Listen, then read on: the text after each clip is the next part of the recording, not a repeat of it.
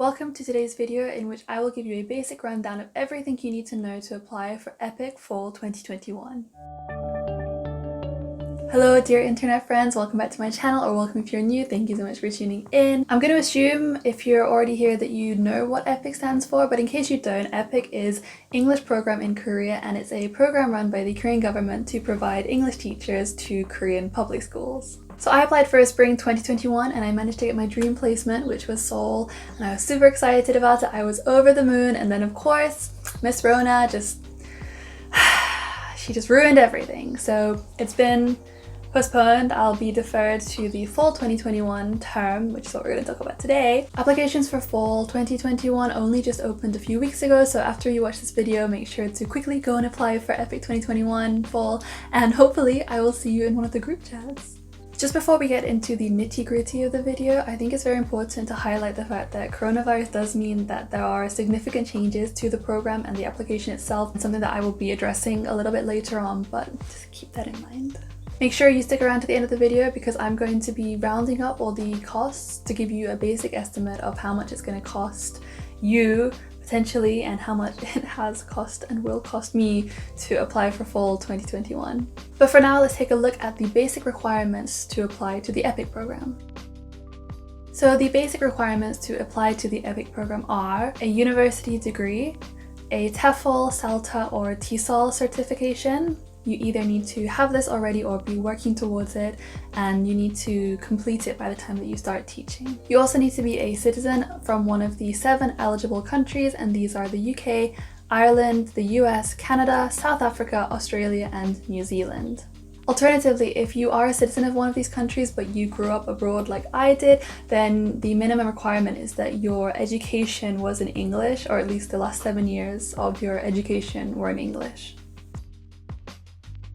So I used a recruiter, and the recruiter that I used was Alistair from Korean Horizons, and I know that there's quite a lot of debate on whether or not to use a recruiter, the pros and cons, but my overwhelming sentiment is use a recruiter, and don't just use any recruiter, use Korean Horizons. Alistair has, you guys, he has been incredible. I could not have done this without him. He's so wonderful. He listens to every little problem or concern that you may have. He's really good at reassuring you. He's so punctual. He's always on the ball. He really just made me feel so confident and comfortable for the entire application. And he's just been so wonderful, you guys. So I 100% recommend Alistair. This is not sponsored in any way, shape or form. I just genuinely think that he's helped me so much, and I know that he's helped some of my friends actually who applied to EPIK a few years ago. And so he's just been consistently really wonderful. So please do make sure to check out Alistair at Korean Horizons if you're looking to work with a recruiter. So the first stage, if you decide to use a recruiter, which I highly recommend you do, is to apply on the Korean Horizons website, and then you'll have an interview with Alistair. It's a very quick, short interview, no need to stress about it or get worried about it. You don't really need to prepare very much, if at all, for it, because he just needs to have a quick chat with you, see what sort of person you are, see how he can help you, get a sense of, you know, your background, your experience, and it's really nice to meet him, even just his voice.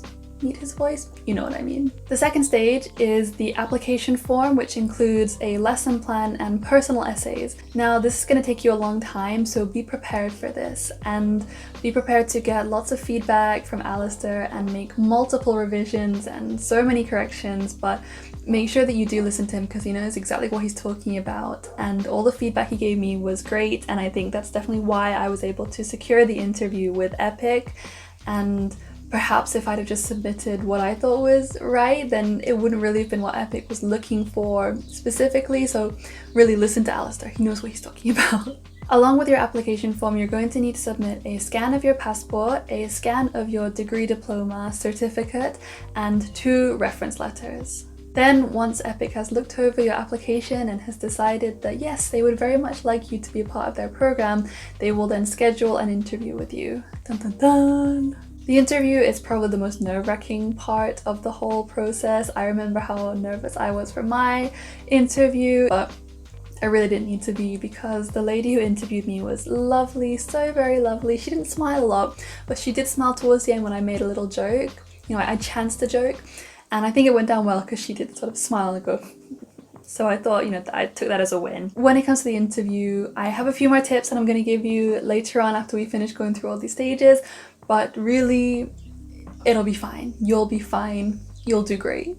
For stage 3, yep, we're only on stage 3 now. This is a long and difficult process, but it's so worth it. Once you've passed your interview and EPIK has decided that they want you, because yes, they're going to want you. Speak it into existence, you guys, manifest it. Then you're going to need to post your physical documents to Korea. And the documents you're going to need to send are a notarized copy of your bachelor degree with an apostille, a scan of your teaching license / TEFL / TESOL or proof of enrollment letter if applicable, 2 university transcripts in sealed university envelopes, the 2 reference letters that you sent scans of in stage 2, and a criminal background check for your entire country notarized with an apostille. Once you have stressed and struggled through getting all your documents and you've sent them to Korea and EPIK has looked over them, verified them and said, yep, we're all good to go, then they're going to send you your contract and your notice of appointment. With this, you're going to find out your location, not your specific school or specific location. They don't tell you that until the end of orientation, but you will know the general area, so either the province or the city that you're going to be teaching in, which is really exciting in and of itself, right? Then in stage 5, you're going to apply for your visa. Stage 6, receive that visa, and then you can proceed on to stage 7, in which you book your flight to Korea. EPIK will give you a 1.3 million won allowance for booking your flights, which is really nice, and for most people I know, the flight doesn't cost that much money, so they get to just keep whatever remains. So book the longest and cheapest flight you can find, my friends, if you're poor like I am. Stage 8 is arrive in Korea, and now, thanks so much to lovely Miss Rona, there is stage 9, and stage 9 is quarantine. As I mentioned earlier, coronavirus has changed things, and earlier I mentioned documents and visas and costs, and quarantine is part of the costs part, unfortunately. EPIK requires you to be able to pay for your own quarantine. So you'll be in a government facility, it's all run by EPIK, it's all very controlled, but you have to pay for it out of pocket. And there is just no way around that. So that's a really big issue to take into consideration when applying to the program. If you can't cover those costs, then it might just be a better idea to wait a little bit longer until Korea doesn't require everyone coming into the country to quarantine, but if you can cover it, then that's great, that's wonderful. I mean, it's not wonderful because I wish we didn't have quarantine and we didn't have coronavirus, but you know what I mean. At this point, quarantine is 2 weeks and it will cost around 1.5 million won, which I will put here or here or here or here. I will convert that into different currencies so you can get a better understanding of how much money that is. So another really great reason to use a recruiter, Alistair, is that he provides a list of questions that the interviewer may ask you, so you feel totally prepared, and not like they're going to throw something at you that you're completely going to be blindsided by. And he also does the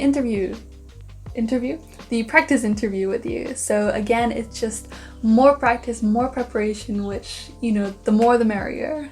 I would recommend practicing the interview questions beforehand, not only with Alistair, but maybe, you know, in the mirror or with a friend or a family member, because the more you practice, the better. And I think the more natural, the more confident you will be when you actually do answer the questions. At the same time, try not to rehearse them too much because you don't want them to sound fake or phony, but as long as you have a general idea of how you'd like to answer each question, you're gonna do great. When you do the practice interview with Alistair, make sure to ask him any questions you have because he knows exactly what he's doing. He's done this a million times. He's gotten pretty much everyone where they want to be. So I personally didn't know how to answer one of the questions about classroom management, and I genuinely didn't know what I would do. So I asked him about this, and it was really wonderful because he actually told me what he recommended based on his own experience and the ways and different techniques that I could use as a teacher to